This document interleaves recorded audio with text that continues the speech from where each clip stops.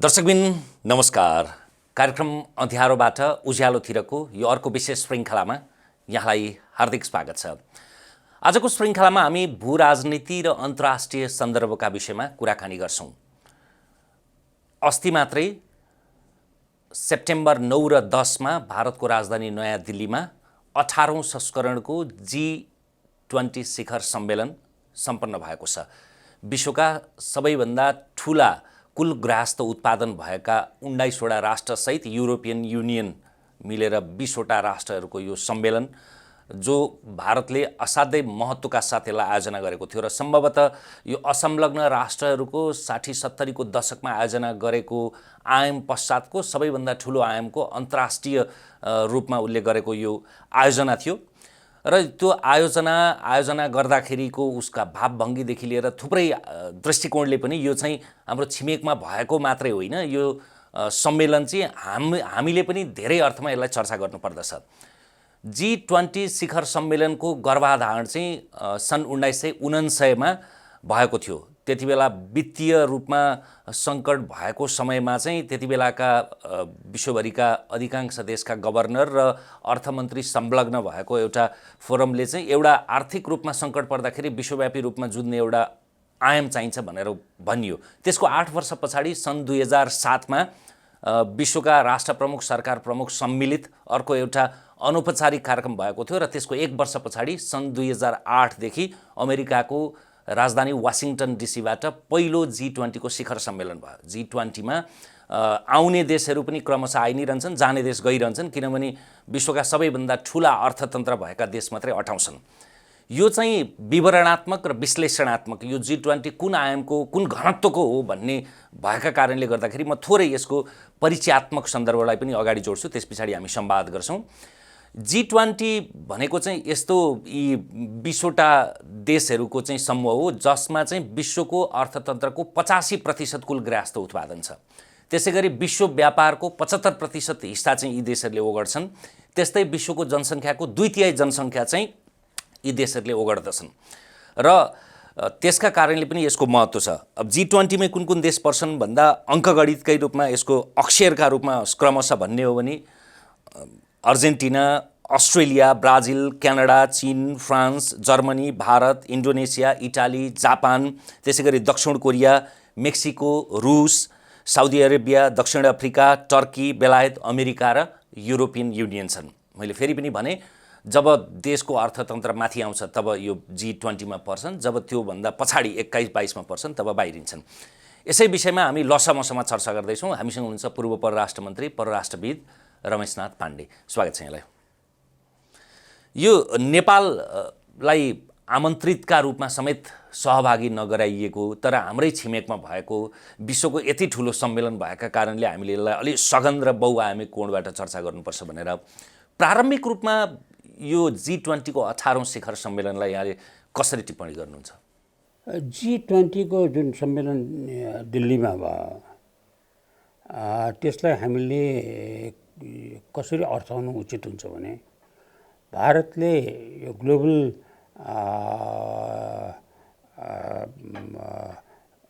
वर्ल्डको ग्लोबल इकोनोमीको मा एउटा ठुलो भूमिका खेल्न खोजेको छ। ग्लोबल साउथको लिडरसिप दिन खोजेको छ। त्यो सन्दर्भमा उनले विश्व रङ्गमञ्चमा आफ्नो हैसियत दाबी गर्न खोजेको र ग्लोबल साउथको नेतृत्व लिन खोजेको त्यो उसको सन्दर्भमा G20 को सम्मेलनलाई हेर्नुपर्छ एउटा दृष्टिबाट। भने अर्को दृष्टिबाट के हेर्नुपर्छ भने प्रधानमन्त्री नरेन्द्र मोदीको दोस्रो कार्यकाल पुरा हुनै लागेको छ र उहाँ तेस्रो कार्यकालको लागि यसलाई अधिकतम रूपमा आन्तरिक राजनीतिको खपतमा बजाउन चाहनुहुन्छ। त्यसैले G20 को सम्मेलन शिखर सम्मेलन त दिल्लीमा भयो तर त्यसको तयारी मन्त्री स्तरीय सम्मेलनहरू 60वटा जिल्लाहरूमा भए, भारतका सबै प्रान्तहरूमा भए, त्यसका 60वटा ठाउँहरूमा भए। त्यसको अर्थ के हो भनेदेखि यसलाई प्रारम्भदेखि नै गत वर्षदेखि नै उहाँ अध्यक्ष भएदेखि नै यसलाई आन्तरिक राजनीतिमा को खपतमा प्रयोग गर्न खोजिएको छ। अब आन्तरिक रूपमा त्यसलाई बुझिसकेपछि अनि हामीले नेपाल र दक्षिण एसियाको सन्दर्भमा बुझ्नु उचित हुन्छ। जस्तो अब त्यो आन्तरिक कुराकै गर्ने हो भने एकैपटक धेरैवटा त्यसका आयाम जोड्न सकियो। एउटा चाहिँ यो पछिल्लो 15 दिनमा हुन त अब त्यो संविधानमै के अरे उल्लेखित भएको हो कि यसको अन्तर्राष्ट्रिय नाम इन्डिया र तपाईको देशभित्रको नाम चाहिँ भारत हुने भनेर, तर उनीहरूले यो पछिल्लो 10-15 दिनमा यसरी ब्रान्डिङ गरे कि अब इन्डियाको साटो औपचारिक रूपमा भारत भनेर र विश्वका अरू देशहरूलाई आमन्त्रण गर्दा समेत प्रेसिडेन्ट अफ भारत भनेर आमन्त्रण गरे। यसको सांस्कृतिक पुनर्जागरणका रूपमा पनि व्याख्या गरियो, एउटा आयो। दोस्रो, उनीहरूले त्यो सत्कार गर्दाखेरि खानेकुरादेखि लिएर उनीहरूले त्यो रिट्रिटका लागि लगेका ठाउँदेखि लिएर अरू थुप्रै कुराहरूमा चाहिँ त्यो एक प्रकारले हाम्रो वैभव चाहिँ पुनर्जागृत भएको छ। यसको पूर्व सन्ध्यामा ठ्याक्कै चन्द्रमामा आफ्नो यान पठाएको कुरादेखि लिएर भर्खरै केही महिना अगाडि के अरे बेलायतलाई पनि उछिनेर विश्वको 5औं अर्थतन्त्रको सोपानमा उक्लिरहेको यी क्रमशः यी आयामहरूलाई हेर्दाखेरि र दिल्लीमा त्यो सिँगारिएको दुलै जस्तो देखिएको त्यो झलकले के सङ्केत गर्छ? यसलाई चाहिँ पहिले यो इन्डिया र भारतको विषयमा प्रवेश गरौँ।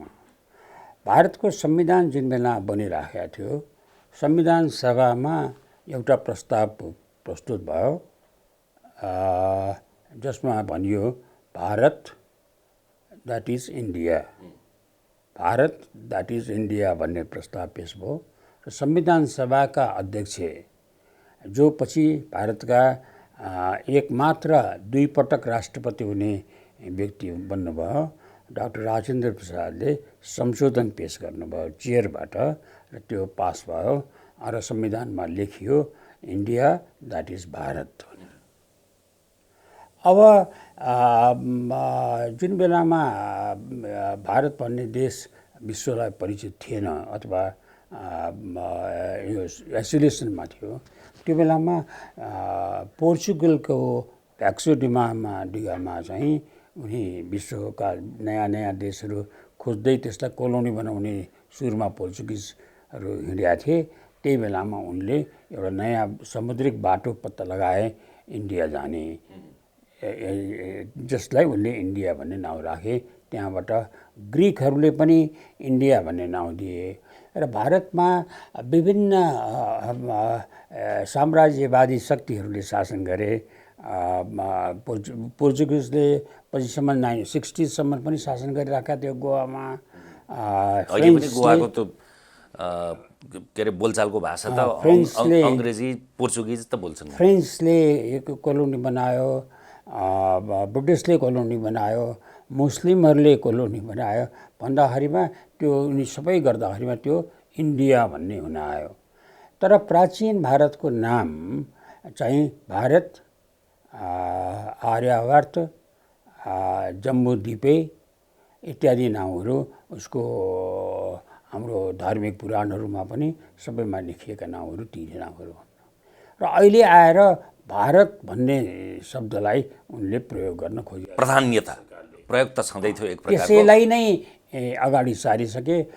इन्टरनेसनल कन्फरेन्सहरूमा इन्डोनेसियामा अस्ति भएको कन्फरेन्समा प्रधानमन्त्रीको अगाडि राखिएको नेम प्लेटमा भारत राखिया छ। अब G20मा वाणिज्यको निम्तिमा भारत राखिया छ। त्यो भारत भन्ने इस्टाब्लिस गर्न खोजे। अब यसलाई हामीले कसरी बुझ्नुपर्छ मैले हेर्दाखेरिमा भने यो भारतमा मात्रै होइन, तपाईँको सिलोनले आफ्नो नाउँ श्रीलङ्का राख्यो, बर्माले आफ्नो नाउँ म्यानमार राख्यो, पछिल्लो वर्ष मात्रै टर्कीले आफ्नो नाउँ टर्कियस भन्ने बनायो। त्यो आफ्नो आइडेन्टिटी खोज्ने कुरा भएको छ। यो सारा कुराको सारांश के हो भने व्यक्तिले जस्तै समाजले पनि जातिले पनि राष्ट्रले पनि आफ्नो आइडेन्टिटी पहिचानमा को मोह बढेर गएको छ, पहिचान स्थापित गर्न खोजेको छ। हरेक क्षेत्रमा उसो आफ्नो पहिचानलाई स्थापित गरेर म अरूभन्दा पृथक छु भन्ने कुरा साबित गर्न खोजेको छ।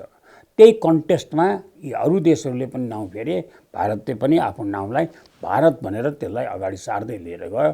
त्यसका आफ्ना पक्ष छन्।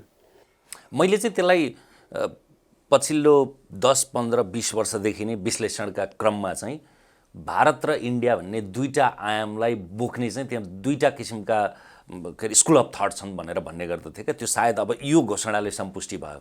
इन्डिया भन्ने कुरालाई चाहिँ कङ्ग्रेस आई, त्यहाँको ब्युरोक्रेसी, त्यहाँको इन्टेलिजेन्स र अरू आयामको त्यो विरासतका रूपमा बोक्थ्यो भने भारतलाई चाहिँ बिजेपीले अथवा आरएसएसले बोक्थ्यो भनेर भनिन्थ्यो। अब त्यो आरएसएस नै अथवा बिजेपी नै त्यहाँको सरकार मात्रै होइन, संस्थापन लगातार 10 वर्षदेखि भएका कारणले अब त्यहाँको संस्थापनको भाष्य नै भारत बन्न पुग्यो। होइन, एउटा चाहिँ हामीले एउटा कुरा के हाम्रो कन्टेक्स्टमा नि हामीले के याद गर्नु जरुरी हुन्छ भने भारतमा भारत स्वतन्त्र भएको दिनदेखि अस्तिसम्म जुन नेहरूको परिवारले शासन गरिरहेका थियो, नेहरू भने चाहिँ उनीहरू पाश्चात्य सभ्यताबाट हुर्किएका थिए। उहाँको डिस्कभरी अफ इन्डिया हेर्दाखेरिमा भारतको वैभव, भारतको संस्कृति, भारतको परम्परा, भारतको मौलिकतामा जवाहरलालजीलाई पुरै ज्ञान थियो। त्यो भन्ने कुरा कोर्टमा शङ्का गर्ने ठाउँ छैन। उहाँ विद्वान हुनुहुन्थ्यो, तर उहाँका सरकारले गरेका सम्पूर्ण कामहरू त्यतापट्टि लक्षित थिए, किनभने त्यो ब्रड माइन्डबाट उहाँ अगाडि बढ्नु भएको थियो। अहिले आएर त्यो चटक्कै परिवर्तन भएर अब नाम परिवर्तन गर्ने,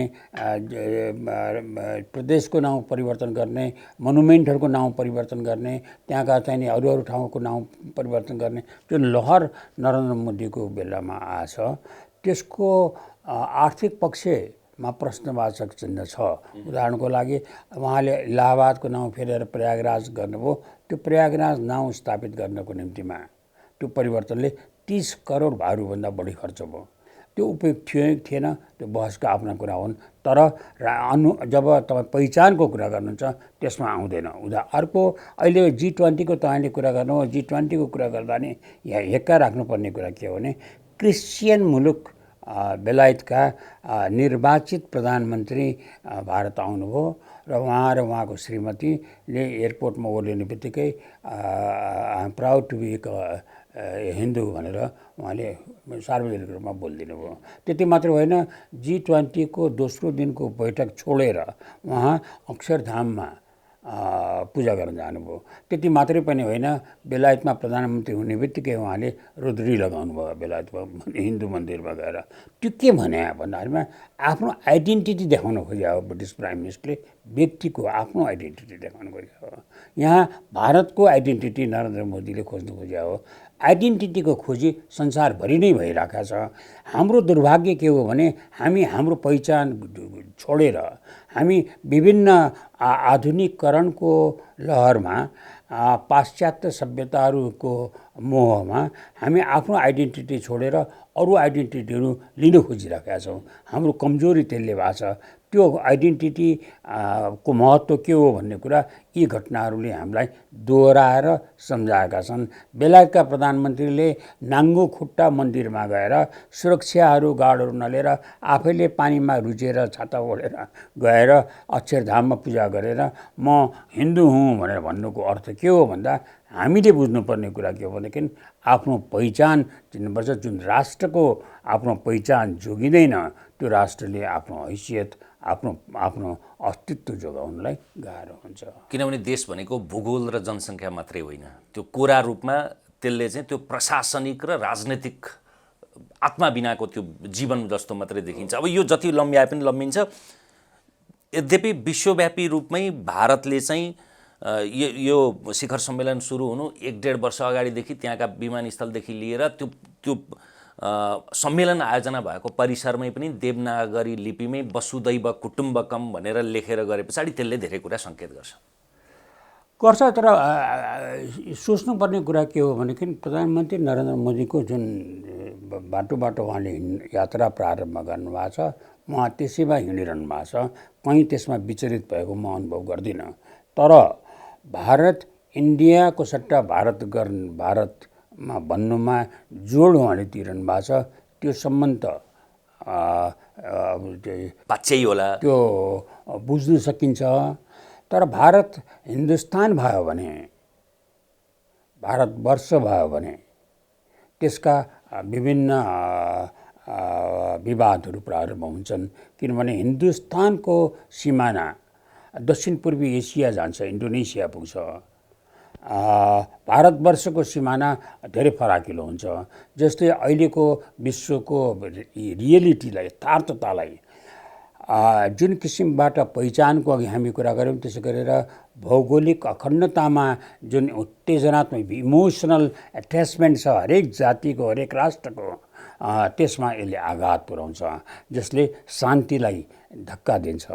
त्यस निम्ति त्यसमा संयम राखिन्छ, रियलिस्टिक होइन्छ र आफ्नो आइडेन्टिटी खोजीलाई एउटा सीमामा गएर त्यसमा गएर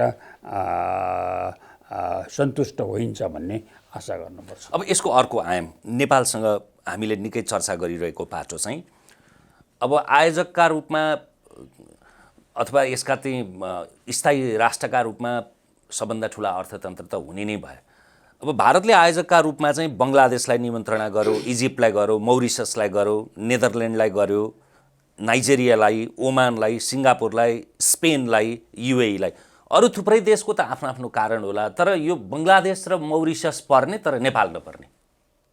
यसलाई हामीले बुझ्नुपर्ने कुरा चाहिँ के हो भने भारतले अहिले भारत जुन किसिमबाट विश्व समुदायमा आफ्नो हैसियत स्थापित गर्न खोजिरहेछ, निर्माणाधीन बहुध्रुवीय विश्वमा एउटा ध्रुवको रूपमा स्थापित हुन खोजिरहेको छ, त्यो भारतको जुन राष्ट्रिय लक्ष्य छ त्यो लक्ष्य अनुसार ऊ अगाडि परिचालित भइरहेछ। त्यस सन्दर्भमा सबभन्दा महत्त्वपूर्ण कुरा भारतलाई के हुन्छ भने भारतको छरछिमेकीहरूमा भारतको सम्बन्ध राम्रो हुनु पर्यो, त्यो छरछिमेकीहरूमा भारतको सम्बन्धमा स्थायित्व हुनु पर्यो, छरछिमेकीबाट उसको चिन्ता नहुने अवस्था सिर्जना गर्न सक्नु पर्यो, ताकि उसको सम्पूर्ण ध्यान, सम्पूर्ण रिसोर्सेस, सम्पूर्ण कूटनैतिक क्षमता सेन्ट्रलाइज हुन सकोस् आफ्नो मूल लक्ष्य हासिल गर्नको लागि।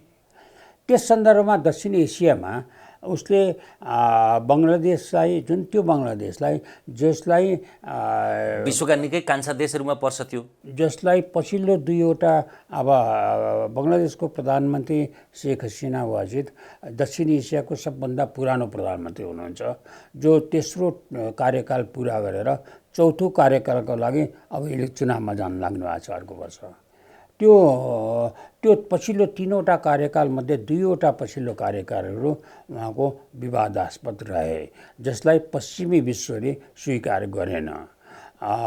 पछिल्लो वर्ष विश्व ब्याङ्कको बैठकमा भाग लिन वासिङटन जाँदा प्रधानमन्त्री शेख हसिना वाजिदलाई अमेरिकाको कुनै पनि अधिकारीले भेटेन। त्यति मात्रै होइन, अमेरिकाले आयोजना गरेको दुईवटा डेमोक्रेसी समिटमा दक्षिण एसियाबाट पाकिस्तानलाई निमन्त्रणा गरियो तर बङ्गलादेशलाई निमन्त्रणा गरिएन। त्यसो भए तापनि भारतले त्यो बङ्गलादेशकोलाई G20मा आमन्त्रित गरेर एउटा कुरा देखाउन खोज्यो, त्यो के हो भने म जो महाशक्ति भन्ने धुनमा लागिरहेको छु, मेरो समर्थन पायो भने तिमीलाई पर्याप्त हुन्छ भनेर आड दिन खोज्यो बङ्गलादेशलाई। र दक्षिण एसियालाई उसले एउटा सन्देश दियो, उसका दक्षिण एसियाका अरू छिमेकीहरूलाई, कि मसितको सम्बन्ध राम्रो भयो भने कसरी मैले साथ दिन्छु, छारिदिन्छु, कसरी साथ दिन्छु भन्ने कुरा देखाउन खोज्यो। र अहिले आजको स्थितिमा हामीले हेऱ्यौँ भने श्रीलङ्काको भारतसँगको सम्बन्ध सुध्रिएर गएको छ। मालदिभ्समा भारत पक्षीय उम्मेदवारको चुनाव जित्ने सम्भावना बढेर गएको छ। भुटानसँगको प्रश्नै भएन, पाकिस्तानसँगको उहाँहरूको दुश्मनी झन्झन बढेर गएको छ भन्दा बाँकी जब चुनाव आयो झन् त्यो सघन हुन्छ, त्यो कृत्रिमै सही, र बाँकी सिनेमादेखि लिएर क्रिकेटसम्म बाँकी रह्यो नेपालसँगको सम्बन्धमा भारत र नेपालको बिचमा विश्वासको सञ्चिति निरन्तर घट्दै गएको छ र भारत र हाम्रो शाब्दिक रूपमा सम्बन्धलाई हिमालयको चुचुरोमा पुर्याउने भनिए पनि वास्तवमा हिमालयको फेदीमा पनि छैन र सम्बन्ध यति चिसिएर गएको छ कि हाम्रा प्रत्येक संवेदनशील समस्याहरू जहाँका त्यहीँ छन्। भारतले डिमोनिटाइज गर्यो, भुटानको मा रहेको भारतीय करेन्सीलाई 2 महिनाभित्रमा उसले सबै साटिदियो। नेपालसित भएको भारतीय रुपियाँहरू राष्ट्र ब्याङ्कमा सडेर बसेको छ। त्यसबाट हामीले सन्देश लिन खोजेनौँ, भारतसँगको सम्बन्धको अवस्था के छ बुझ्न खोजेनौँ। हामी शब्दमा लाग्यौँ र त्यहाँ भोज भतेरमा राम्रो भोज खुवाएपछि सम्बन्ध एकैछिन विकसित भएर सगरमाथाको उचाइमा पुग्यौँ भनेर बस्यौँ। यसबाट यो G20बाट छिटो हामीले यो सन्देश बुझ्नुपर्छ कि रियलिटी चाहिँ के हो भने भारतसँगको हाम्रो सम्बन्ध, विश्वासको सञ्चिति असाध्यै घटेको छ र त्यो असाध्यै घटेर गएको अवस्थामा भारतसितको सम्बन्धलाई सुधार गर्नु अनिवार्य छ। हुन त अब अहिले ऊर्ध्वगमनमा विकास गरिरहेछ बङ्गलादेशले पनि। जनसङ्ख्या नेपालभन्दा 5-6 गुणा ठुलो छ हैन, भूगोल झन्डै उत्रै भए पनि। त्यसैले त्यो छिमेकमै भए पनि नेपालभन्दा त्यस कारणले भारत प्राथमिकता परे होला नि विश्व रङ्गमञ्चमा। होइन आखिर त यो कुरा त अहिले यो भयो, तर 2वटा चुनावभन्दा अगाडि 10 वर्ष अगाडि त त्यो अवस्था थिएन। बङ्गलादेशमा सरकार यति परिवर्तन भइरहन्थ्यो। त्यति बेला त उसको पहिलो प्राथमिकतामै भुटान पछाडि नेपाल परेको थियो नि, भ्रमणै त्यस्तै थियो। भ्रमणले मात्रै हुँदैन, यो भ्रमणमा गरिने कुराहरू देखाइने कुराहरू जनसम्पर्कका कुराहरू हुन्। यथार्थमा बसेर दुईटा सरकारका प्रतिनिधिहरू बसेर यो जटिल समस्याहरूको समाधान कति छिटो कति सौहार्द रूपमा टुङ्ग्याउन सकिन्छ भन्ने प्रश्न हो। यस सम्बन्धमा तपाईँको दर्शकहरूलाई मैले इतिहासको 2वटा पानामा सम्झाउन चाहन्छु। यो 2025 साल 26 सालतिर नेपाल र भारतको सम्बन्ध बडा विचित्रको अवस्थामा थियो। विचित्रको अवस्थामा यस निम्ति कि दुई देशको बिचमा व्यापार र पारवहनको सन्धिको म्याद समाप्त भइसकेको थियो। यो दुईटा कन्ट्रीको बिचमा ट्रेड एन्ड ट्रान्जिटको ट्रिटी ल्याप्स भएपछि के अवस्था आउँछ भन्ने कुरा हामीले अनुभव गरिसक्यौँ। त्यो बेला चेतना त हामीलाई पनि थियो यो राम्रो भइरहेको छैन भनेर। त्यो अवस्थामा राजा महेन्द्रबाट मलाई पहिलो कूटनीतिक मिसनमा दिल्ली पठाइएको थियो र त्यहाँ प्रधानमन्त्री इन्दिरा गान्धीसँग मेरो कुरा भयो। त्यो मेरो पहिलो डिप्लोमेटिक मिसन थियो। इन्दिरा गान्धीसँग कुरा भइसकेपछि उहाँले के भन्नुभयो भने तिमी उसित मोरारजी देसाई जो उप प्रधानमन्त्री र अर्थमन्त्री हुनुहुन्थ्यो र यो नेपालसँगको इकोनोमिक रिलेसन्समा डिसाइसिभ फ्याक्टर अर्थमन्त्री हुन्छ, त्यो अर्थमन्त्री उसलाई भेट। त्यसलाई मैले भेटेँ, अर्थमन्त्रीसँग कुरा मिलेन, अलि अप्ठ्यारै कुराहरू भएपछि मैले फेरि प्रधानमन्त्रीलाई बताएँ र प्रधानमन्त्रीसँग साह्रै राम्रो कुरा भयो। यति छिटो कुराहरू भएर टुङ्गे कि उहाँले दिनेश सिंह जो कमर्स मिनिस्टर थिए उनलाई हराउनु भयो। दिनेश सिंहलाई हराएपछि त्यो एक सिटिङमा समस्या समाधान भएर हामीले डेट फिक्स गऱ्यौँ, एग्रिमेन्टको सही भयो। दोस्रो मलाई सम्झना हुन्छ यो जुन बेलामा यहाँ माओवादी यो सशस्त्र विद्रोह उत्सर्गमा पुगिराखेको थियो र नेपाली सेनासित सैनिक सामग्रीहरूको मौजदात घटेर गएको थियो र भारतले नेपाललाई सैनिक सामग्रीहरू नदिने भनेर विधिवत रूपमा नीति पारित गरेको अवस्था थियो र भारतको सरकार कम्युनिस्टहरूबाटको गणितमा समर्थनमा संसदीय गणितमा निर्भर गर्ने अवस्था थियो। बडा नाजुक अवस्था थियो र त्यो बेलामा म भारत गएको थिएँ र भारतका प्रधानमन्त्री मनमोहन सिंहसँग मेरो भेटहरू भएको थियो। त्यसमा यो माओवादीका बडा निकटका मित्र एसडी मुनिले एउटा नेपाल इन ट्रान्जिसन भन्ने किताब लेख्नु भएको छ। त्यो नेपाल इन ट्रान्जिसनमा एउटा लाइन छ, म कोट गर्छु। त्यहाँ उहाँले के भन्नुभएको थियो भने यो कम्युनिस्ट पार्टीहरू जसको समर्थनमा मनमोहन सिंहको सरकार अडेको छ, त्यो मनमोहन सिंहको सरकारमा अडेको छ र कम्युनिस्टहरू चाहिँ नेपालको सेनालाई कुनै पनि सहयोग दिनु हुँदैन, हतियार पनि दिनुहुन्न, तालिम पनि दिनुहुन्न, सरसामान पनि दिनुहुन्न भन्ने कुरामा जिद्दी गरेर बसिरहेको थियो। त्यो बेला नेपालको परराष्ट्र मन्त्री रमेशनाथ पाण्डे आयो, के कुरा गर्यो सबै लिएर गयो। त्यसले के बताउँछ त भन्दाखेरिमा तपाईँको कुरा गर्ने अवस्था छ, हैसियत छ, पत्यार छ भने यस्ता समस्याहरू समाधान हुन्छ। त्यही मलाई अनुभव छ। एउटा चीनको राष्ट्रपति जिन्ताओसित म मेरो भिजिटमा कुरा गर्दा बडा सन्तोषको कुरा हो कि चीनका राष्ट्रपतिले आफ्नो प्रोटोकललाई छोडेर मलाई भेट्नुभयो ग्रेटर अफ द पिपलमा कुराहरू भए। अनि त्यो कुराको सिलसिलामा नेपालको एउटा साह्रै संवेदनशील आर्थिक समस्या थियो जुन चीनको प्रचलित ऐन अनुसार त्यसलाई निकासा दिन सकिन्न थियो। मैले यो कुरा गरेँ राष्ट्रपति हुजिन्तालाई, यो हो Excellency, this is my need. उहाँले 2 मिनट जति आफ्ना सल्लाहकारहरूसित पछाडि फर्केर चिनिया भाषामा कुरा गर्नुभयो र मलाई तुरुन्त जवाब दिनुभयो, भरे बेलुका तिमी एग्रिमेन्टमा सही गर्छौ भनेर। गर्न सकिन्छ।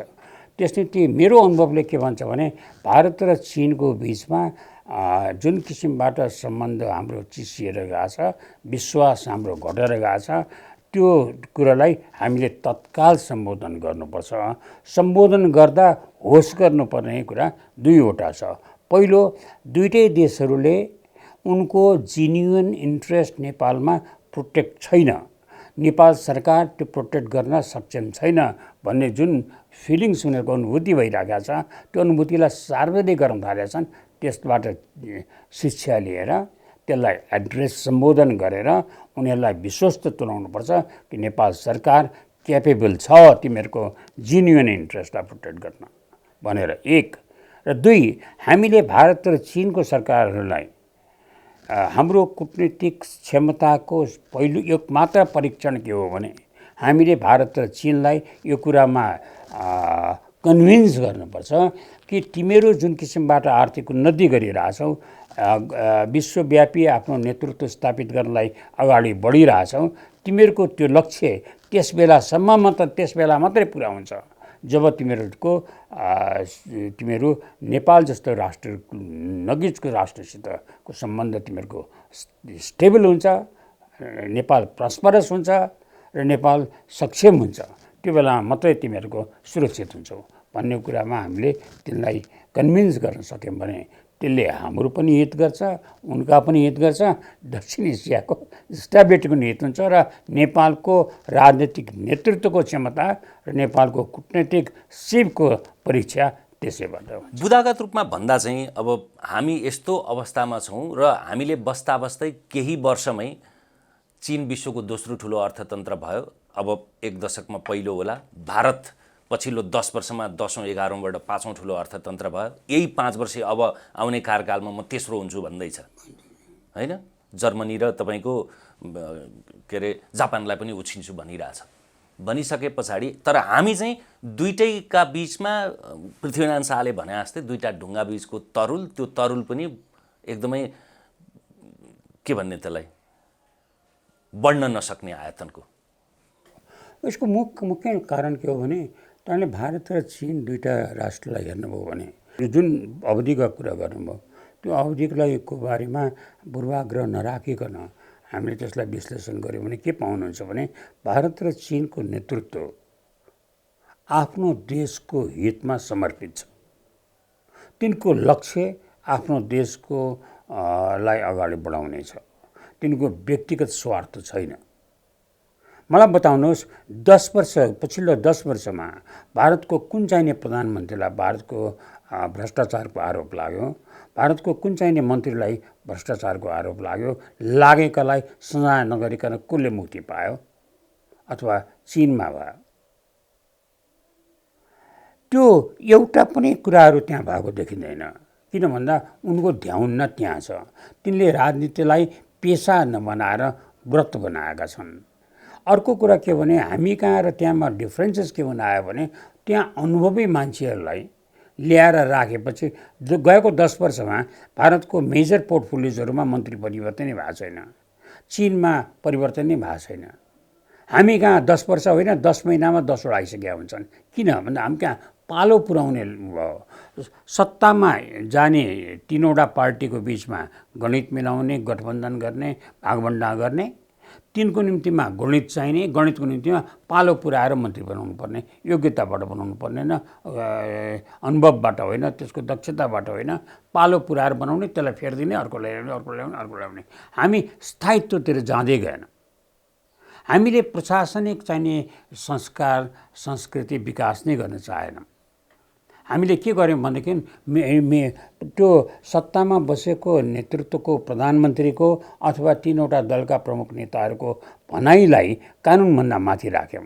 उनले भनेपछि मान्छे निर्दोष हुने भयो, अदालतको फैसला को अर्थ नहुने भयो, तिनले भनेपछि मुद्दा फैसला हुने भयो, तिनले भनेपछि सबै कुरा हुने भए भन्दाखेरिमा त्यो ठ्याक्कै हामी कुन अवस्थामा पुगेका छौँ भने यो युगोस्लाभियामा मिलोभान जिलास भन्ने एकजना हुनुहुन्थ्यो, जो मिलोभान जिलास र मार्सल टिटो दुईटाले मिलेर क्रान्ति गर्नुभयो र साम्यवादको स्थापना गर्नुभयो। त्यो मिलोभान जिलास उपराष्ट्रपति, मार्सल टिटो राष्ट्रपति हुनुभयो। मिलोभान जिलासले एउटा किताब लेख्नुभयो द न्यू क्लास भनेर। यो जब जब क्रान्ति गरेर सफल भएर सत्तामा क्रान्तिकारीहरू आउँछन्, उनीहरूले आफूलाई पहिलो क्लासको ए क्लासको नागरिक ठान्छन् र उनीहरू आफूलाई कानुनभन्दा माथि राख्छन्, सम्पूर्ण सुविधाहरूको भोग गर्न थाल्छन् र जनताबाट पृथक हुन्छन् र आम जनतालाई थर्ड क्लासको सिटिजन बनाउँछन्। तिनलाई सम्पूर्ण कुराहरूबाट पृथक राख्छन्, विद्रोह हुन्छ, जनता असन्तुष्ट हुन्छ, परिणाम ध्वस्त हुन्छ। युगोस्लाभियाको नाम विश्वको मानचित्रमा कहीँ पनि फेला पर्दैन, देश नै सकाप भयो। नेपालकै उदाहरण हेर्नुभयो भने जुन बेलामा जङ्गबहादुरले जुन बेलाको कोत पर्व गरेर शासन सत्ता हत्याए, उनले चलाएको शासन 104 वर्ष चल्यो। उनले चलाएको शासन 104 वर्ष त चल्यो, तर ध्वस्त किन भयो? ध्वस्त गर्नुमा प्रमुख साधक चाहिएको थिए भन्दाखेरिमा जब उनीहरूले आएर राणाहरूलाई क्लासिफाइड गरे, एबिसी गरे, त्यो बी र सी को चित्त नबुझेर उनीहरू मुलुक छोडेर गए। मुलुक छोडेर गएपछि उनले फाइनेन्स गरे। 7 सालको क्रान्तिमा फाइनेन्स गर्ने, सङ्गठन बनाउने, सङ्गठनको उद्घाटन गर्ने र त्यो सङ्गठनको पहिलो अधिवेशन गर्ने मानिसको भन्दा त्यो महावीर शमशेरको सिनेमा हलमा भयो। फाइनेन्स गर्ने सुवर्ण शमशेर र महावीर शमशेर भए, जसलाई एक क्लास वर्गीकरण गरेर राणाहरूले देशबाट धपाएका थिए। त्यसले मूल कुरा के हो भनेदेखि हामीले चाहिने त्यसरी जान खोज्यौँ। परिणाम के भएको छ आजको देशमा, आजको अवस्थामा भने चाहिँ सर्वोच्च अदालतले न्यायिक सक्रियता चाहिँ नेपाली समाजले अनुभव गर्न थालेको छ। न्यायिक सक्रियताको आधारमा जब एउटा निर्वाचित सरकारले विघटन गरेको संसदलाई अदालतले अस्वीकार गर्यो, हामीले अर्को गल्ती गर्नुहुने थियौँ, हेपेर फेरि अर्को पटक गऱ्यौँ। अर्को पटक गर्दा अदालतले फलानुलाई प्रधानमन्त्री नियुक्त गर भनेर नियुक्ति नै गरेर पठाइदियो। कार्यकारीको संसारको कुनै पनि प्रजातन्त्रमा न्याय अदालतले प्रधानमन्त्रीको नाउँ तोकेको एउटा नयाँ कुराहरू इतिहासमा दर्ज हुन आयो। त्यसबाट हामी सिकेनौँ र हामीले कुर्सीमा त्यही गऱ्यौँ जुन गरेको कुरामा हामी विरोध गरेर सडकमा गएका थियौँ। त्यसबाट मात्रै होइन, अस्ति त यो अदालतले एउटा फैसला गर्यो कि हुम्लामा वायु सेवाको हाम्रो एयरलाइन्सको रेगुलर फ्लाइट चलाउन थाला पनि भन्यो अदालतले। अदालत त्यस बेलामा सक्रिय हुन्छ जब कार्यपालिका र विधायिका निष्क्रिय हुन्छन्। त्यो शून्यता चाहिँ कसै न कसैले फिलअप गर्नै पर्छ। जब न्यायपालिकाले फिलअप गर्न थाल्छ, त्यसको पनि एउटा स्टेज आउँछ जुन स्टेजमा गएर कार्यपालिकाले त्यसलाई टेर्दैन। जस्तो अहिले नै 2वटा उदाहरण आइसक्यो न्यायपालिकाले भनेको, कार्यपालिकाले नटेरेको। त्यो बेलामा स्वाभाविक रूपमा प्रजातान्त्रिक प्रक्रियाबाट जुन परिवर्तनहरू जनताको वैध चाहनाबाट व्यक्त गरेर हुन्छन्, त्यो चाहिँ अवरुद्ध हुन्छ र मुलुकमा दुर्घटना हुन्छ। अब फेरि G20 मै जाउँ। त्यसको एउटा महत्त्वपूर्ण आयाम चाहिँ अमेरिकाका राष्ट्रपति बाइडेनदेखि लिएर ऋषि सुनकको त कुरा गरिहाल्नुभयो। सबै देशका राष्ट्र प्रमुख, सरकार प्रमुख आए, तर रुसले, भ्लादिमिर पुटिनले परराष्ट्र मन्त्रीलाई पठाइदिए, सी जिनपिङले प्रधानमन्त्रीलाई पठाइदिए। त्यसको केही अर्थ छ? नत्र भने विश्व मञ्चलाई मैले प्राथमिकता दिन्न भन्ने हो भने त ब्रिक्सको सम्मेलनमा दक्षिण अफ्रिकामा सी जिनपिङ पुगेकै हुन् केही अगाडि। यसलाई पहिले रुसमा जाउँ। राष्ट्रपति पुटिन आउन नसक्नुको 2वटा कारण हुनुपर्छ। एउटा कारण उहाँलाई यो युद्ध अपराधमा जुन इन्टरनेसनल क्रिमिनल कोर्टले वारन्ट जारी गरेको छ, त्यो वारन्ट जारी गरेको हुनाले त्यो इम्ब्यारेसमेन्ट त्यो त पश्चिमा विश्वमा खतरा हुन सक्थ्यो, भारतमा त के हुन्छ र? जबकि भारत र रुस त अहिले तेलदेखि लिएर सबै कुरामा यति ठुलो साझेदार छन्। यो बडा विचित्रको संसार छ। पनामामा त्यहाँ बालवाला राष्ट्रपति शासन गरेर बसिरहनु भएको थियो। अमेरिकाको एयरफोर्स गयो, राष्ट्रपति भवनबाटै राष्ट्रपतिलाई समातेर लग्यो र पानामा होइन नि त हजुर, यो त अहिलेको भारत हो नि। अलास्कामा लगेर मुद्दा चलायो र लगेर जेलमा थुन्यो। छुट्ने बेलामा फ्रान्सले माग्यो, फ्रान्समा छुट्यायो। आखिर त्यो नोरेगा, राष्ट्रपति नोरेगा हाफ प्यारालिसिस भएको बेलामा अवस्थामा पनामामा फर्किनु पर्यो। बाटोमा आउँदाखेरिमा त्यो प्लेन कहाँनिर गएर अड्किन्छ, कहाँनिर के हुन्छ, के इम्ब्यारेसमेन्ट हुन्छ भनेर सतर्क हुनु रुस जस्तो एउटा ठुलो मुलुकको राष्ट्रपतिको नीतिमा स्वाभाविक हो। दोस्रो, युक्रेनको जुन युद्ध भइरहेको छ त्यो युद्धको कारणले सम्मेलनमा असिलो पर्न सक्ने, इम्ब्यारेसमेन्ट हुन सक्ने सम्भावनाहरू पनि थिए। तर त्यसलाई कम्पेन्सेट राष्ट्रपति पुटिनले त्यो फरेन मिनिस्टरबाट गर्नुभयो। त्यो ल्याभरोभ चाहिँ अहिलेको संसारको सबभन्दा पुरानो राष्ट्रपति परराष्ट्र मन्त्री हो, जसको सबभन्दा धेरै अनुभव छ, जसलाई संसारका सारा घटनाहरूमा उहाँ प्रत्यक्षतः संलग्न हुनुहुन्छ। त्यस्तो अनुभवी मानिसलाई पठाइसकेको हुनाले अहिलेको जुन G20 को डिक्लेरेसन भएको छ त्यो डिक्लेरेसनमा रुसले इम्ब्यारेस हुनु परेन, त्यो लाभान्वित हुनु हो। त्यसमा त अब यति सतर्कता र कूटनीतिक रूपमा प्रयोग गरिएको छ कि यो सायद भारतको चातुर्य होला। क्षेत्रीय लाभका लागि बल प्रयोग निन्दनीय भन्ने छ, रुसको नाम छैन। त्यसैले त्यो पुटिनको अनुपस्थितिलाई हामीले यसरी हेर्नु उचित हुन्छ। जहाँसम्म राष्ट्रपति सी जिनपिङको कुरा छ, सी जिनपिङले राष्ट्रपति भएको दिनदेखि सबै G20 का सबै बैठकहरूमा भाग लिनु भएको छ।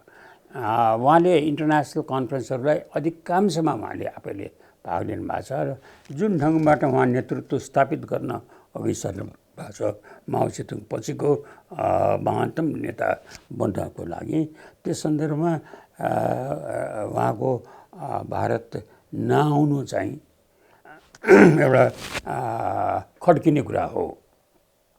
तर यसलाई हामीले दुई ढङ्गबाट नेपालले बुझ्नु उचित हुन्छ। एक, भारतले जुन ग्लोबल साउथको लिडरसिप लिन खोजिरहेछ त्यो चीनलाई स्वीकार्य छैन। त्यसले चीन त्यसलाई साथ दिन खोजिरहेको छैन। दोस्रो, छरछिमेकमा यसबाट जो स्वाभाविक रूपमा भारतको प्रभाव बढ्छ त्यसलाई रोक्न चाहनुहुन्थ्यो सी जिनपिङ। त्यसैले भारत र चीनको बिचमा बढ्दै गएको द्वन्द्व र बढ्दै गएको प्रतिस्पर्धा र बढ्दै गएको अविश्वास सँगसँगै भारतको पश्चिमी राष्ट्र र खास गरेर अमेरिकासितको सम्बन्ध लहसिने स्तरको सामरिक मामिलामा ज्यादै नगिचिएको अवस्था छ। त्यसबाट त्यसलाई चीनले आफ्नो नीतिमा खतरा ठानेको छ। यसलाई पुष्टि गर्नको निम्तिमा एउटा हामीले स्मरण गर्नुपर्ने कुरा के छ भने लामो फ्लाइटबाट अमेरिकी राष्ट्रपति 8 तारिखमा दिल्ली आउनुभयो। आएपछि एयरपोर्टबाट सोझै प्रोटोकल नागेर उहाँ सोझै प्रधानमन्त्रीको निवासमा जानुभयो र प्राइम मिनिस्टर नरेन्द्र मोदीसित उहाँको लामो अत्यन्तै महत्त्वपूर्ण द्विपक्षीय वार्ता भए, जसमा अमेरिकाले लामो समयदेखि रोकेर राखेको सेन्सिटिभ स्ट्राटेजिकल टेक्नोलोजी ट्रान्सफर गर्ने कुरामा पनि समझदारी दुईटा देशको बिचमा भयो।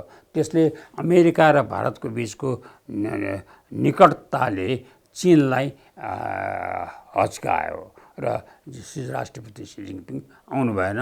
त्यसले नेपालको पूर्व सङ्केत भइहाल्छ नि कूटनीतिमा। त्यो 8 तारिखमा मात्रै भएको होइन नि त। ती त धेरै कुराहरू यो प्रोटोकल ब्रेक गरेर राष्ट्रपति प्रधानमन्त्रीको घरमा जाने कुरा चाहिँ यो पहिलो घटना हो। होइन, घटना त पहिलो हो, तर पहिले सार्वजनिक पनि थियो भन्न खोज्या। यो त्यो थिएन, यो प्रोटोकलको यो उनीहरू बिचमा त थाहा हुन्छ नि कूटनीतिक तहमा त। होइन, त्यो त सारा बन्दोबस्त गर्नुपर्छ उहाँको, त्यो त गरे हुन्छ, तर बाहिर सार्वजनिक भनिएको थिएन। यसलाई आश्चर्यजनक रूपमा र एउटा विशेषतापूर्ण कुरा भन्नबाट लिइएको छ। मूल कुरा के हो भनेदेखि हामीले भारत यसले विश्वलाई एउटा मेसेज दिएछ G20 को मिटिङले, नेपाललाई एउटा अर्को खालको मेसेज दिएछ। विश्वलाई दिएको मेसेज के हो भने यो जुन अहिले 21औं शताब्दीको प्रारम्भमा विश्वका सबै एक्सपर्टहरू, सबै स्टेट्सम्यानहरूले एउटा एग्री गरेका थिए कि history of 21st century will be written by Asia भनेर। एसिया भने अर्थ इन्डिया र चाइना हो। भारत र चीन दुईटा मिले भने एसियाले यो 21st सेन्चुरीको इतिहास लेख्छन्। एसिया अगाडि बढ्छ। यदि यी दुईटाको बिचमा द्वन्द्व भइरह्यो, बढिरह्यो र त्यो अझ तिखारिएर गयो भने एउटा सम्भावना छ अमेरिकाले आफ्नो एकाधिकारलाई कायम राख्छ।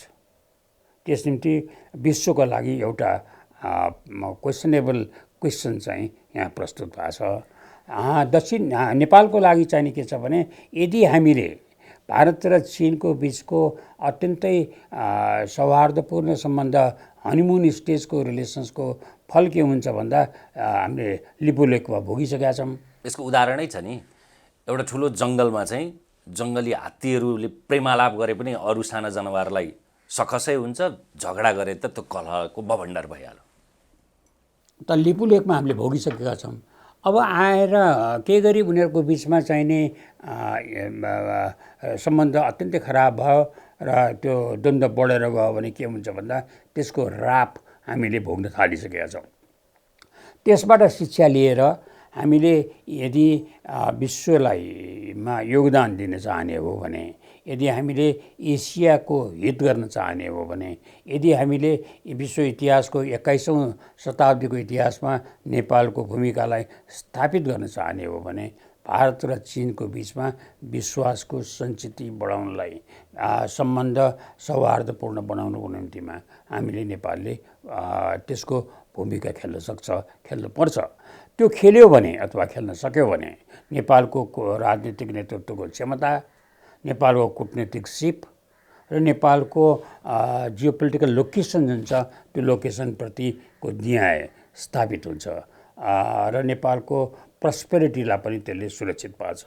अन्यथा नेपाल एउटा अत्यन्तै गम्भीर त्यस्तो सङ्कटमा हामी पर्नेछौँ जसले हाम्रो भूगोल र हाम्रो इतिहास दुवैलाई, त्यसले हामीले भारतले र नेपालले दुइटैले भन्ने गरेको रोटी बेटीदेखि, खुला सिमानादेखि, सांस्कृतिक सम्बन्धदेखि लिएर होइन जे भनिए पनि तर परिणामले देखियो कि हामी प्राथमिकतामा छैनौँ, हामी त्यसका लागि योग्य छैनौँ अथवा भारतले हामीलाई लागि योग्य सम्झिएन। यस्तो नाजुक सन्तुलनका बीचमा हाम्रा सबै अवयवहरू, सबै सूचकाङ्कहरू ऋणात्मक छन्।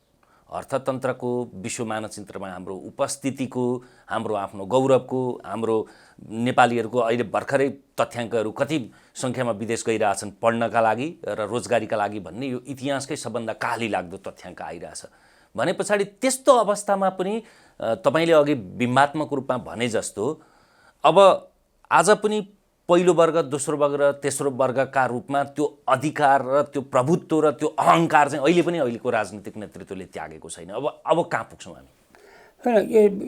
हामी चाहिँ एउटा सङ्घारमा आइपुगेको छ मुलुक। हामीले विश्वमा प्रचलित सबै किसिमका राजनीतिक व्यवस्थाहरूको अभ्यास गरिसकेका छौँ। त्यो सबै अभ्यास गरेर असफल भएर हामी एउटा प्रयोगमा अहिले गएका छौँ। त्यो प्रयोगमा गएकोमा पनि संविधानका निर्माता स्वयंहरू नै यो संविधानप्रतिको असन्तोष सार्वजनिक गरिरहनु भएको छ। अवस्था काली लाग्दो नै हो। आर्थिक अवस्था तपाईँले बताउनुभयो, नेपालको युवा पिँढीमा देशप्रति विश्वास छैन, आफ्नो भविष्य सुरक्षित छैन भन्ने कुरा उनीहरू निर्कोमा पुगेका छन्, उनीहरू गएका छन्। नेतृत्वको कुरा गर्दाखेरिमा अरू कुरामा लामो कुरा गर्नुपर्ने आवश्यकता छैन। अस्ति क्लास 12 को जब जाँच दिए हाम्रा विद्यार्थीहरूले, जाँचको अन्तिम दिनमा बाहिर आउँदाखेरिमा साथीहरूले अब हामी खाडीमा भेटौँला भनेर एकअर्कोसँग बिदा मागेर, त्यति गर्दाखेरिमा पनि हाम्रो नेतृत्वमा बसेका मानिसहरूको संवेदनशीलता जन्मिन सकेन, उनीहरूमा भावनात्मक उत्तेजना हुन सकेन, उनीहरूमा मैले यो कुन दुर्गतिमा हामी पुगेछौँ भन्ने कुराको हेक्का हुन सकेन, उनीहरू साबे बमोजिम निरर्थक शब्दहरूको सङ्कलनमा एउटा भाषण गरेर बस्ने, जुन उनीहरूले गरे उद्घाटन गरेर बस्ने, उनीहरूले हरेक सत्तामा बसेका प्रधानमन्त्रीदेखि मन्त्रीदेखि ठुला नेताहरू यस्तो यस्तो यस्तो यस्तो गर्नुपर्छ भनेर भन्दै हिँडिरहेछन्। उनीहरूले गर्नुपर्छ भनेर कसलाई सुनाएको? जनताले त गर्ने होइन होला, आफैले गर्ने होला। त्यसैले त्यस्ता गैरजिम्मेवारहरू जुन प्रवृत्तिहरू भएको छन्, जुन ढङ्गबाट प्रशासकीय शिथिलता हदैसम्म बढेर गएको छ, त्यो बेलामा निराशाका कुराहरू गर्नु स्वाभाविक हो। तर राष्ट्र आत्मविश्वासमा मात्रै हुर्किन्छ। राष्ट्र आफ्नो विगत इतिहासमा गर्व गरेर मात्रै जीवित रहन सक्छ। राष्ट्र आफ्नो पहिचानलाई जोगाएर मात्रै शिर ठाडो गरेर बस्न सक्छ। त्यस निम्ति हामीले आफ्नो दक्षतालाई, हाम्रा अनुभवहरूलाई हामीले फेरि एकचोटि बिउजाउनु आवश्यक छ। यो बिउजाउनु यात्रीजी यस निम्ति आवश्यकता छ, हाम्रा युवा पुस्तामा हीनता बोध बढेर गएको छ। हाम्रो नेतृत्वमा टाउको ठाडो गर्न नसक्ने अवस्था देखा परिराखेको छ। त्यो बेलामा हामीले सेक्का राख्नुपर्छ। हाम्रा इतिहास शिर निहुराउने होइन, शिर ठाडो पार्ने खालको इतिहास छ। उदाहरणको लागि हामीले दुईटा हाम्रा छिमेकीहरूको कुरा गऱ्यौँ। छिमेकीहरूको कुरा गर्दामा एउटा कुरा सधैँ हाम्रो नेताहरूले पनि, हाम्रा युवा पुस्ताले पनि हेक्का राख्नुपर्ने कुरा के हो भने, जुन बेलामा भारतलाई छोडेर अङ्ग्रेजहरू गए, त्यो जाने बेलामा भारत भन्ने देश एउटा कन्सेप्ट मात्रै थियो। त्यहाँ झन्डै करिब 600 राज्यहरूको टुक्रा टाक्रीमा देश विभाजित थियो र जसलाई युनिफाइड गरेर युनियन अफ इन्डिया स्थापित गर्न भारत सरकारलाई गाह्रो भएको थियो। जुनागढ, हैदराबाद जस्ता प्रान्तहरूले स्वतन्त्रताको घोषणा गरिसकेका थिए। युनाइटेड नेसन्सको मेम्बरसिपको लागि उनीहरूले एप्लाई समेत गरिसकेका थिए। त्यो बेलामा भारतका तत्कालीन प्रधानमन्त्री जवाहरलाल नेहरूले नेपालका तत्कालीन प्रधानमन्त्रीलाई लिखित चिठी पठाएर नेपालसँग सैनिक सहयोग माग्नुभयो र हामीले 10 बटालियन्स तपाईँको चाहिने सेना पठाएर शारदा शमशेर प्रधानमन्त्रीका छोराको नेतृत्वमा कमान्डमा पठाएर त्यो सेनाले बसेर भारतको युनियन अफ इन्डिया इस्टाब्लिस गरिदियो र त्यो एकीकरण कम्प्लिट भएपछि हाम्रो सेना फर्किन लाग्दा प्रधानमन्त्री जवाहरलाल नेहरूको अर्को चिठी हाम्रो प्रधानमन्त्री आयो। त्यो प्रधान चिठीमा लेखियो, तिम्रो सेना फिर्ता नपठाइदेऊ, अझै हामीलाई गाह्रो छ, उपद्रव हुनसक्छ, केही समय राखिदेऊ। अनि फेरि हामीले केही सेना हामीले राख्यौँ र त्यो राखे बापतमा भारतको युनियन अफ इन्डिया इस्टाब्लिस भयो, बिल्डअप गरेर गयो। हामी गल्ती कहाँनिर गर्छौँ भने हामीले त्यो हाम्रो जुन चाहिँ हैसियत हो, हाम्रो क्षमता हो, त्यो क्षमतालाई हामीले बुझेनौँ। कूटनीतिक सिपलाई पनि बुझेनौँ। हाम्रो राजनीतिक नेतृत्वले निर्णय गर्ने जुन तदारुकता देखायो, त्यो तदारुकतालाई पनि हामी बुझ्दैनौँ र हामी त्यसको 2 वर्षपछि नेपाली सेनाको सङ्ख्या स्वाट्टै घटाइदिन्छौँ र अनि हाम्रो नेपाली सेनालाई को दक्षता बढाउनको निम्तिमा तिनलाई तालिम निम्ति भारतीय मिलिटरी मिसन बोलाइदिन्छौँ। हाम्रा गल्तीहरू भएछन्, तर गल्ती भनेको अर्थ हिजो हाम्रो क्षमता थिएन भने होइन। त्यसै गरेर चीनको सुरक्षाका निम्तिमा अप्ठ्यारो परेको बेलामा नेपालले डिसाइसिभ रोलहरू प्ले गरेका छ। त्यो हामीले त्यस निम्ति हामीले हाम्रो पहिचानलाई, हाम्रो हिजोको कन्ट्रिब्युसनलाई उनीहरूलाई सम्झाउनु पर्ने पनि आवश्यकता छ। आफैले सम्झिएर त्यो दक्षता, त्यो निर्णय गर्ने क्षमता, राष्ट्रप्रतिको तपाईँको समर्पणको भाव र मेरो स्वार्थ होइन मुलुकको स्वार्थमा केन्द्रित हुने हाम्रो त्यस्तो मनोवृत्तिहरू हामीले विकास गर्न सक्यौँ र हामीले नेतृत्वले पर्याप्त उहाँहरूले सहयोग गरिसक्नुभयो। नेतृत्वले चाहेका कुराहरू सब आफ्नो अतिरिक्त उहाँका तृष्णाहरू सायद मेटाइसक्नुभयो। अब उहाँहरूले अबेला भयो, अब उहाँले राष्ट्रको निम्तिमा समर्पित भएर एउटा निर्णय गरेर यदि अगाडि बढ्न सक्यौँ भने, यदि हामीले दुईटै छिमेकीहरूलाई विश्वस्त तुल्याउन सक्यौँ भने, यदि हामीले दुईटै छिमेकीहरूको जुन विश्वास घटेर गएको छ त्यसलाई रोक्न सक्यौँ भने, यदि हामीले अमेरिका, भारत र चीनको जुन यहाँ स्ट्राटेजिक राडारमा परेर त्यसको रापले हाम्रो सार्वजनिक जीवन बिथुल्न खोजिरहेछ, जुन ढङ्गबाट हाम्रा प्रमुख राजनीतिक दलहरू, हाम्रो यहाँको नागरिक समाज यसलाई यो तीनवटा विदेशी शक्तिहरूको पक्ष वा विपक्षमा ध्रुवीकरण गर्ने तरिकाहरू बढ्न थालेका छन्, त्यो खतराको बाटोबाट रोक्न सक्यौँ भने निश्चित रूपमा देशको भविष्य छ। हामीले गर्नुपर्ने कुरा त्यही हो। हामीले मुलुकलाई जोगाउनुपर्छ, हाम्रो पहिचान बचाउनुपर्छ, हाम्रो भूगोल र इतिहासलाई सुरक्षित राख्नुपर्छ। हस्, समय र संवादका लागि धन्यवाद यहाँलाई। हामीसँग हुनुहुन्थ्यो पूर्व परराष्ट्र मन्त्री, परराष्ट्रविद रमेशनाथ पाण्डे। हामीले सेप्टेम्बर 9 र 10मा भएको G20 को भारतमा सम्पन्न शिखर सम्मेलनलाई प्रस्थान बिन्दु बनाएर भूराजनीति र नेपाल समग्र विषयमा विहङ्गम समीक्षा गर्ने प्रयत्न गऱ्यौँ। आजलाई अँध्यारोबाट उज्यालोतिरको यो विशेष श्रृङ्खला यति नै। हेर्दै रहनुहोला हिमालय टेलिभिजन। नमस्कार।